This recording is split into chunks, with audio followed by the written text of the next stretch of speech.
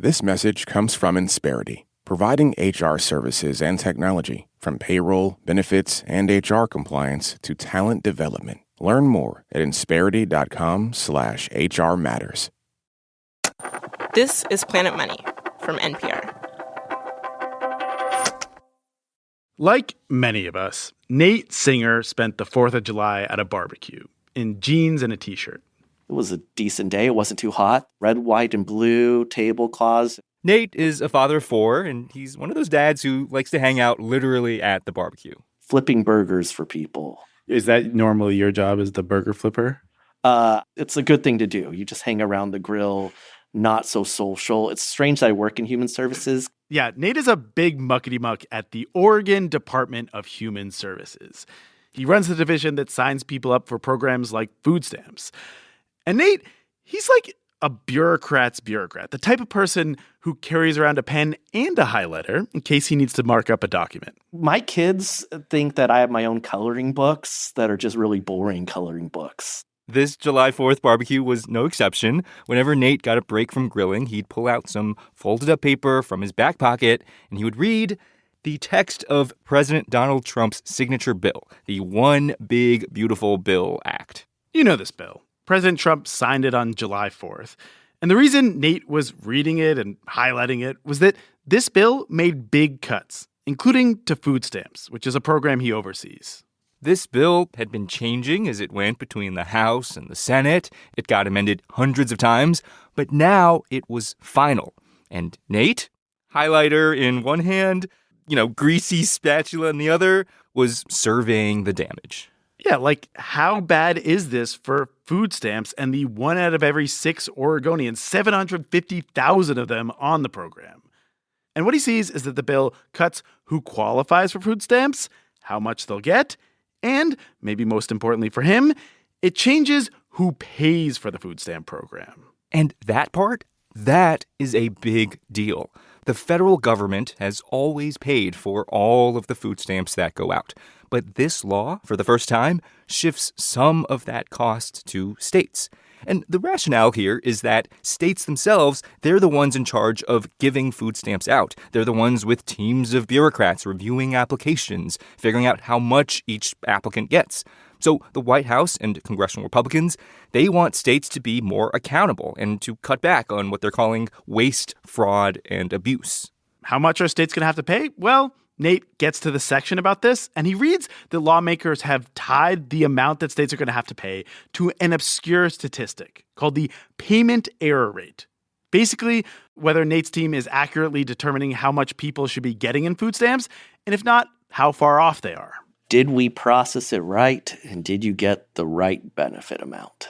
The higher that error rate, the less the federal government will pay for Oregon's food stamps in the future, which was a problem for Nate in particular, because he's been working on getting Oregon's stubbornly high error rate down for years now, with serious progress, but not nearly enough to meet this new goal.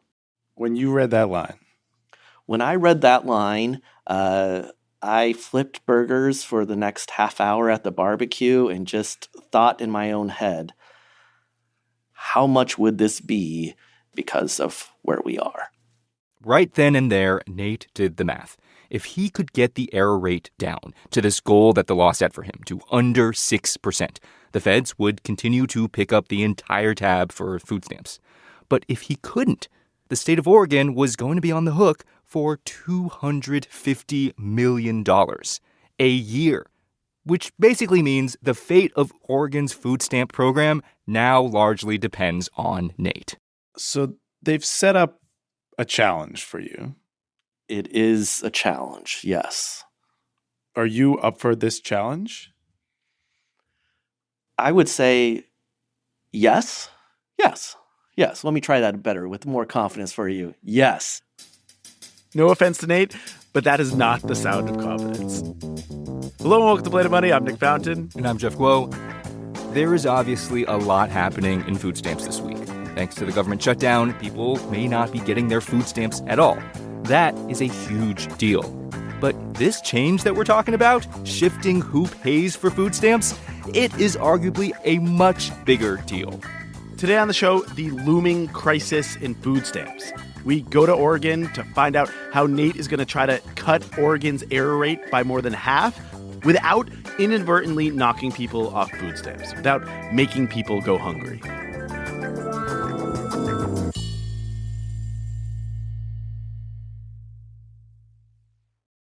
Support for this podcast and for Planet Money Summer School comes from Capital One. With no fees or minimums on checking accounts, it's no wonder the Capital One bank guy is passionate about banking with Capital One. If he were here, he wouldn't just tell you about no fees or minimums. He'd also talk about how Capital One cafes are open 7 days a week to handle your banking needs. It's pretty much all he talks about, in a good way. What's in your wallet? Terms apply. See CapitalOne.com/bank. Capital One N.A., member FDIC.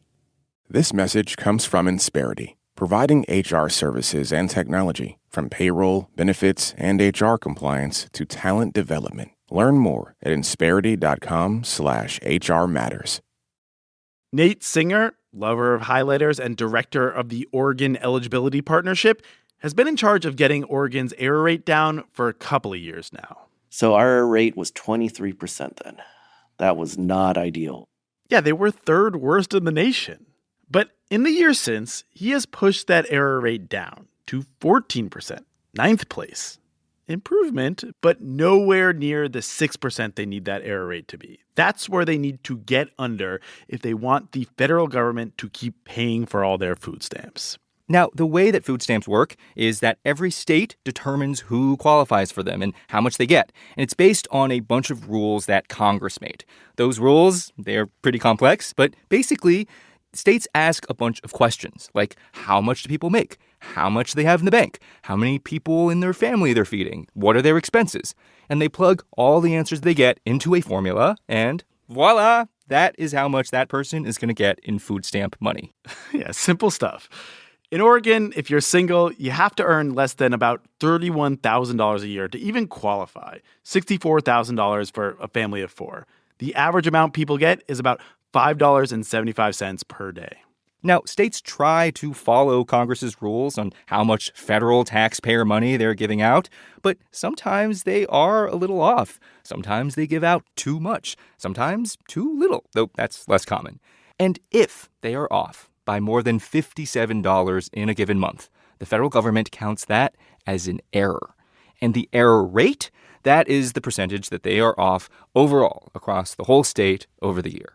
And a big part of getting that error rate down is asking the right questions. That's what most of the people who work in Nate's division are focused on. And we're going to talk with the people who ask those questions. But before we do that, I want you to meet Vicky Aguilar, who walked me through what it's like to answer those questions accurately. Tell me about you, Vicky. I am 59 and single, and I love it. We met up with Vicky in front of her mom's house in Salem, Oregon. Should we sit down? Mm-hmm. We sat on a bench next to a wheelchair ramp facing her mom's big flagpole with the American flag flying. My mom's neighbor's cat. Vicky told us she actually got her EBT card filled up just the day before. EBT cards are like food stamp debit cards, and when Vicky's card got loaded up, she went to not one, but two grocery stores in search of deals. I went to Winco, then I went to Safeway. Safeway's never cheaper than Winco. No, but if you get onto the app and download the app I hate the app. I hate how they make... I work there. Oh, sorry. The story of how Vicky ended up getting approved for food stamps starts not long ago, back when she had two jobs. Part-time nights at Safeway, and also full-time as a caregiver for her uncle. She took care of him for 16 years as a home health aide, getting paid $22 an hour. He had stage 2 bladder cancer, and he was a quadriplegic with a trach, and he was just tired. He was tired. It was just going to get worse. So he went on to hospice. And he passed away August 21st. And that was the beginning of a tough time for Vicky. She missed her uncle a lot, and she also no longer had that full-time job. She was just down to that part-time one. And my food it was getting short. Yeah, it was getting kind of gone. There was no other income except for Safeway, and they don't really pay that great. How much? $15.50. Yeah. Vicky says she asked for more hours, but they weren't giving them. So she could barely cover rent. And that is when Vicky walked into the Oregon Department of Human Services office in her neighborhood. It was pretty busy. The receptionist asked her a few simple questions just to get her into the system, like, what's your social? What's your birthday? She gave Vicky an application with some more in-depth questions. And right there on the spot, she also gave Vicky an EBT card with the words Oregon Trail and a picture of a covered wagon on it. But there wasn't any money on it yet. To get the money for food, the woman told Vicky, she'd have to wait for a call from someone who would ask more in-depth questions, an eligibility worker. And this interview, this is where the errors that Oregon needs to reduce, this is where they start to maybe get introduced. Because the error rate goes up when one of basically three things happens. Either one, the interviewer doesn't ask all the questions that they should, or they don't ask the right questions. Or two, the Vickies of the world do not answer those questions accurately or honestly. Or three, someone makes a typo. Yes. Vicky did not want to wait for her call. So she called them.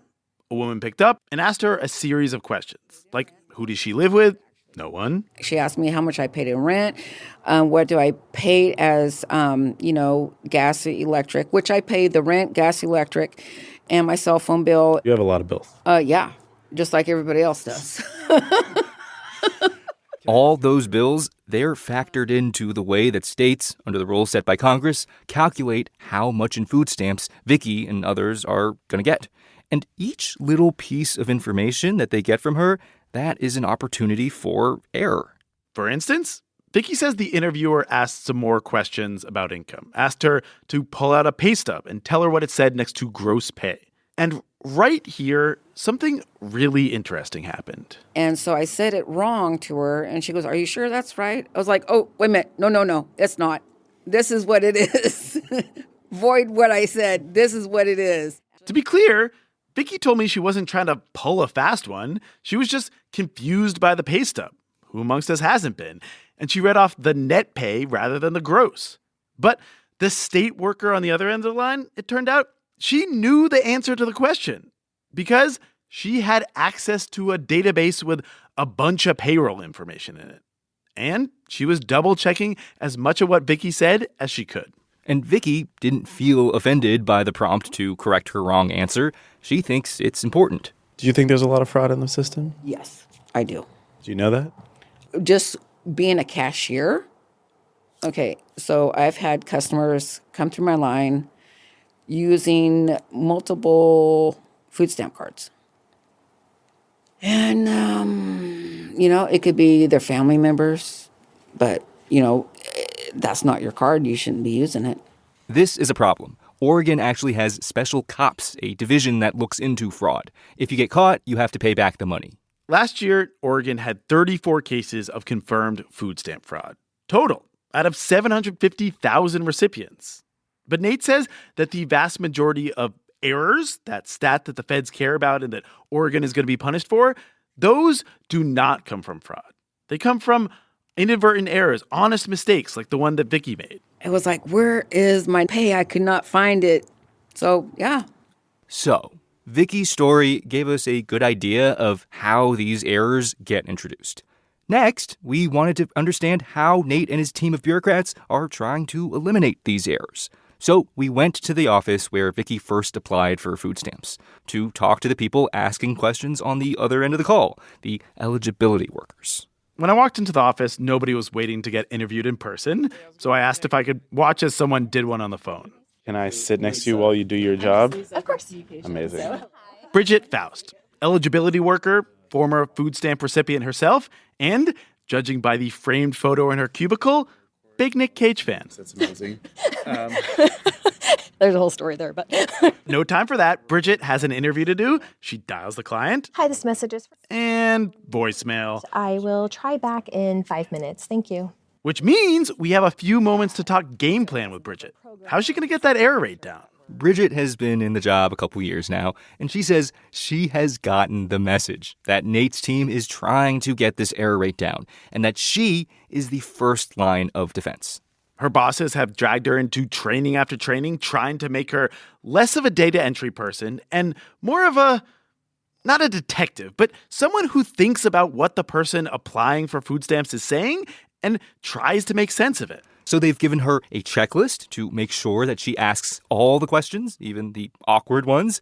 And Nate has put nudges into the computer system she uses that flag discrepancies as she's filling in the boxes. These are like little pings that say, hey, are you sure about that answer? Are you sure, they're paying $1,000, rent, and they make, $100 a month? This stuff isn't easy.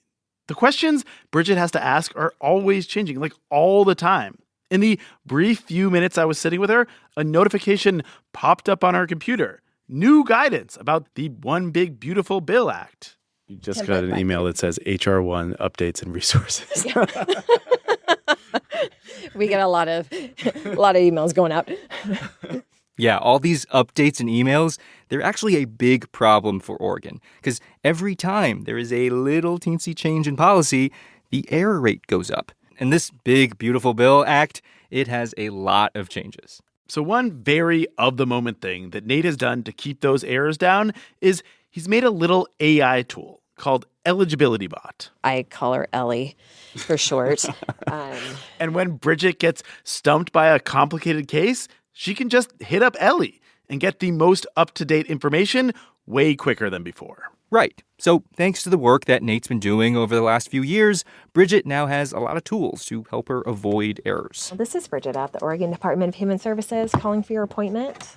Yeah. Bridget gets her guy on the phone. All right. And just to verify, you are applying for SNAP benefits. Is that correct? Yes. It's a simple case. Bridget is bouncing back and forth between her checklist of questions, the state website where she inputs all the info, and also the website where she can double-check this guy's income. And on the system, I have that you were married but separated. Is that still accurate?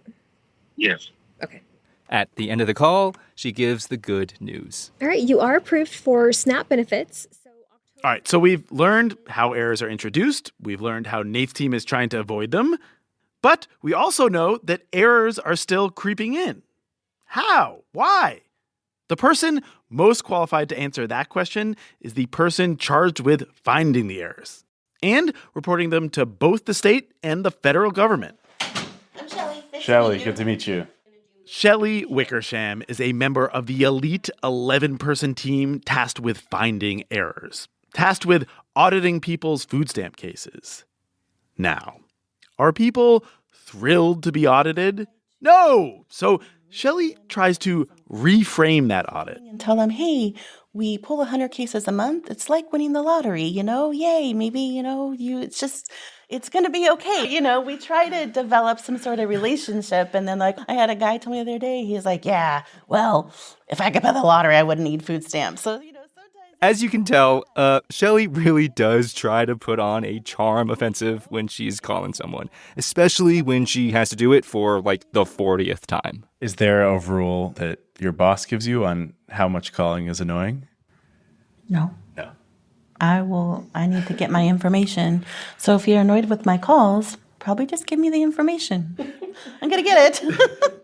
Shelley works for Oregon, but she also kind of works for the federal government. Because remember, all food stamp money up until this point has been federal taxpayer money.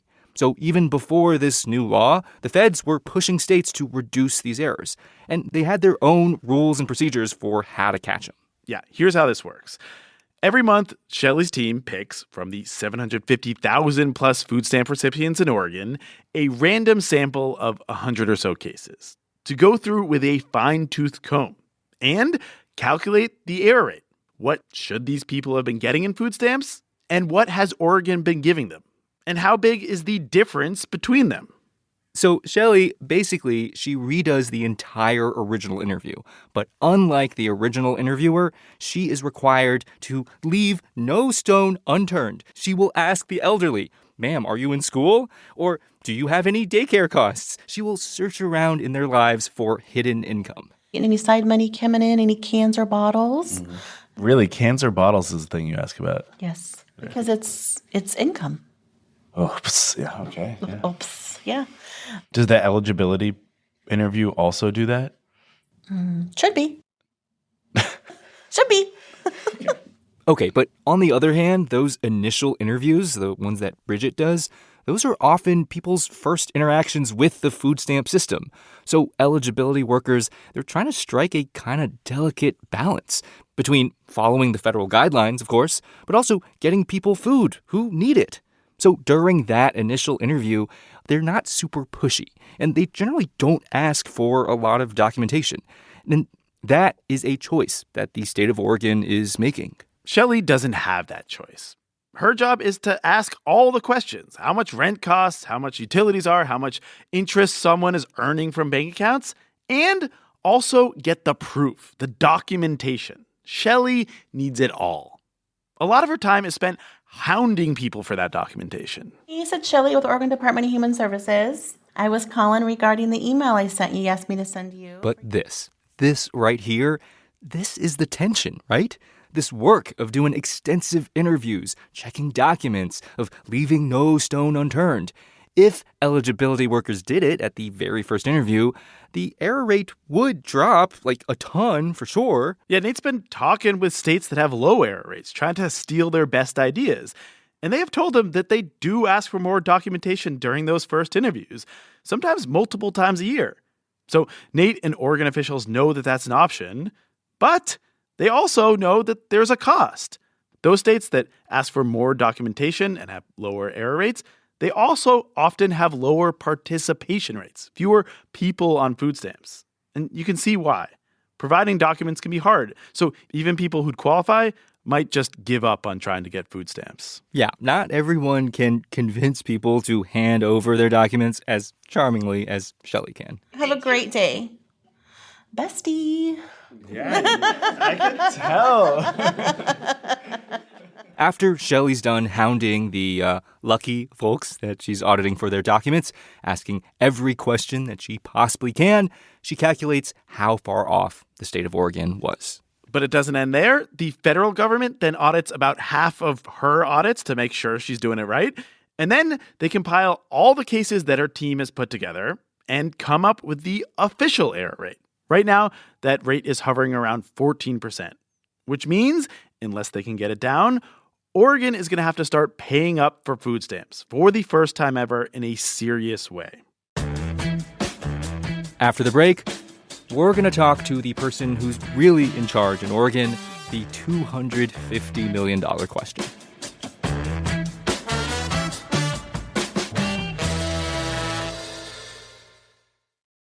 Support for this podcast and for Planet Money Summer School comes from Capital One. With no fees or minimums on checking accounts, it's no wonder the Capital One bank guy is passionate about banking with Capital One. If he were here, he wouldn't just tell you about no fees or minimums. He'd also talk about how Capital One cafes are open 7 days a week to handle your banking needs. It's pretty much all he talks about, in a good way. What's in your wallet? Terms apply. See CapitalOne.com/bank. Capital One N.A., member FDIC. This message comes from American Home Shield. It's not a matter of if an appliance or system, like your HVAC, will break, but when. Without a home warranty, these repairs or replacements can cost thousands. But with an AHS home warranty, they will fix covered breakdowns, helping protect your wallet. Get 20% off all plans at ahs.com/NPR and see promo details. See ahs.com/contracts for coverage details, including service fees, limitations, and exclusions. President Trump says the ceasefire with Iran is over. This week on Consider This, a former high-ranking U.S. diplomat shares his thoughts on what could happen next. The rulers in Tehran clearly believe they have a stronger will than the United States. I don't think there are any good options. That's this week on Consider This. You can get the full story behind the headlines every afternoon. Listen on the NPR app or wherever you get your podcasts. For the past few months, Nate Singer, the person tasked with saving Oregon's food stamp program, has been working nonstop, trying to figure out any way he can to squeeze that error rate down. Yeah, like remember that system to check people's income, the one that caught Vicky's gross net pay flub? It was janky. So Nate's been working to make it just pop up automatically into the system that eligibility workers input the data into. He is very close to rolling that one out. Next week. Wow. And you're spending all afternoon hanging out with me? Say, it is there, it's built, it's tested. So next week, staff will be able to see it directly in their systems and be able to pull it up and get the information from there. Nate is hopeful that with incremental tweaks like that, he can get the error rate down to 10% this year, which would save Oregon from the worst of it. Where do you get the other 4%? The other 4% is a mixture of a hope and a prayer. Does that mean you think you've squeezed all the juice you can out of this error rate without making it onerous for people to sign up or keep their benefits? I think we're approaching that level. There's limited opportunities to continue to improve without changes to really how we approach this in Oregon. Yeah, Nate says those decisions, they are higher than his pay grade. They are more on the level of this person. Governor, can you hear me? I can hear you. How's my sound? I can't hear you respond. I'm going to switch headphones. I tried meeting up with Governor Tina Kotek when I was in Salem. She was a little busy. It's been a weird month in Oregon. Luckily, the Oregon State Library has a sound booth. Say some more things. Say who you are and what you do. Governor Kotek, State of Oregon. You don't usually have to introduce yourself like that, do you? Never. Governor Kotek, as we learned, is very dialed into food stamp policy. In fact, her first job in the state was working on simplifying the process of getting food stamps. It used to be a 20-page application. My job was to try to get it to 4 pages. In other words, her job was to make food stamps more accessible. So the governor definitely knows about Nate's project to get this food stamp error rate down. What she does not know is what they're going to do if they can't make it. There is not $250 million just sitting on a shelf somewhere to backfill this reduction that the federal government says we need to take. And as a result, people will not be able to go to the grocery store and buy their own food. So I think the federal government's moral justification behind tying this error rate to what states have to pay is that states administer this program and they should care about waste, fraud, and abuse. Do you think that's legitimate, trying to tie those two things? I think we all want to minimize waste, fraud, and abuse. The idea that the error rate is such a good signifier of that is faulty. Here's what I would say to the federal government. The federal government could make the program simpler to administer, and then it would make more sense to say, okay, this is a simplified program now. Error rates mean more because we haven't made this so impossible to administer. Oregon is in a bind. In order to reduce their error rate, they're going to have to supercharge their bureaucracy, which will make it harder for people to sign up and will be expensive. One thing we haven't mentioned is that the One Big Beautiful Bill Act, it also cut in half the funding that the federal government is providing to states to run their food stamp programs. So it's sort of a double whammy. Do more bureaucracy, reduce that error rate, or else we're going to give you less money.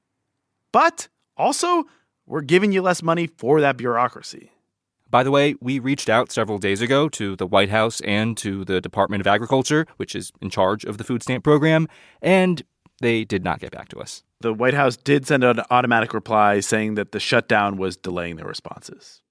So, the chances that Oregon is going to get that error rate low enough that the federal government will continue to fully fund food stamps are pretty minuscule, unless they're willing to make it harder for Oregonians to get food.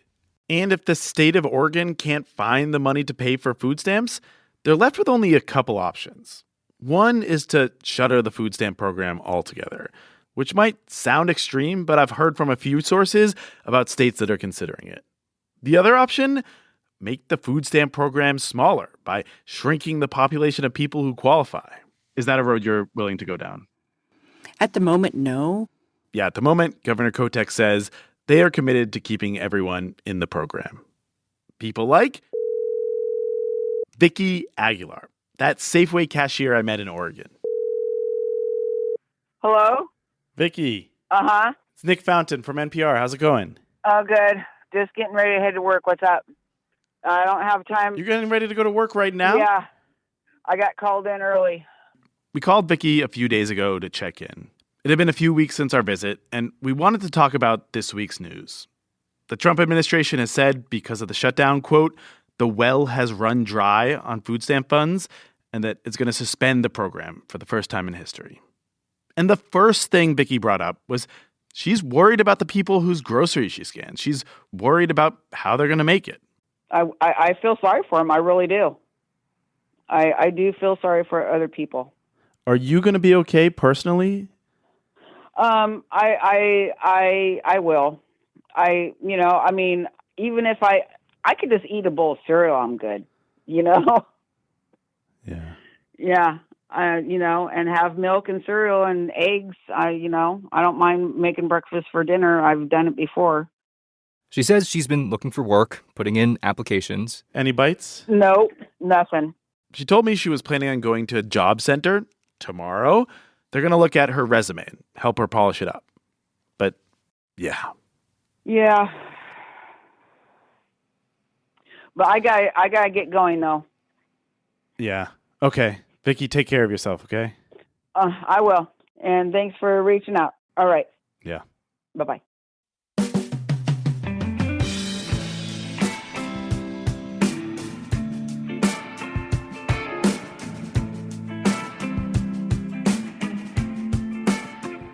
Hey, our colleagues at NPR are doing an incredible job of covering what's happening with SNAP.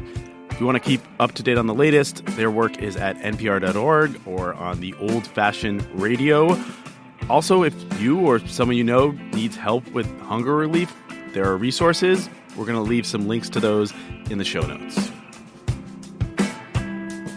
This episode of Planet Money was produced by James Sneed and Willa Rubin, edited by Marianne, McCune and Jess Jiang, and fact-checked by Sierra Juarez. It was engineered by Debbie Daughtry and Robert Rodriguez. Alex Goldmark is Planet Money's executive producer. I'm Nick Fountain. And I'm Jeff Guo. This is NPR. Thanks for listening.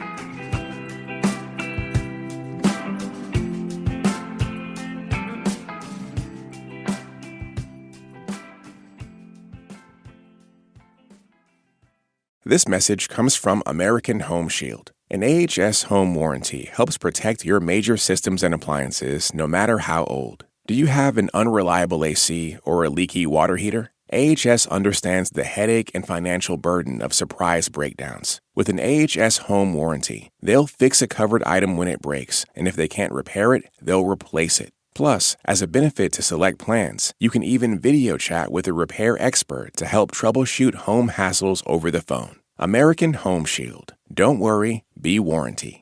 Get 20% off all plans at ahs.com/NPR and see promo details. See ahs.com/contracts for coverage details, including service fees, limitations, and exclusions.